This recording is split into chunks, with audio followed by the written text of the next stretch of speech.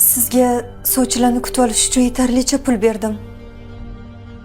Lekin siz dasturxonga tuzukroq narsa ham qo'ymabsiz. Kim senga ergashdi? Menda sen to'ying qilish uchun ortiqcha pulim yo'q. Kerak bo'lsa o'zing ishlab top. O'zing xohlading. Istamasang, to'yini bekor qilishing mumkin. Oyi, men sizni qizingizman. Ko'chadan kelgan yetim qizmasman. Menga qara, yigitga sen kerak bo'lsang, seni sarpolaringga qaramaydi.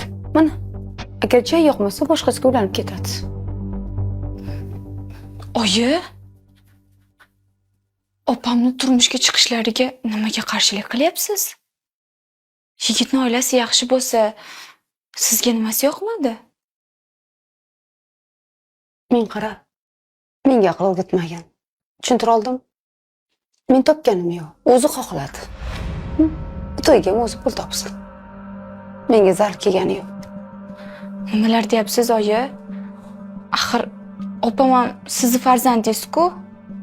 Sizni vazifangiz bizlarni o'z egamizga topshirish emasmi? Men qara. Ja aqlli bo'lib ketibsizlarmi? Ha, opa-singil.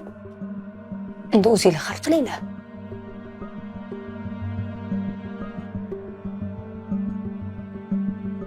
Nimaga oyim bizni yomon ko'radilar? Hech qachon bizga yon bosmaydilar. Opa, bo'ldi, yig'lamang. Hali ko'rasiz, to'yingizni shunaqa chiroyli qilib o'tkazamiz.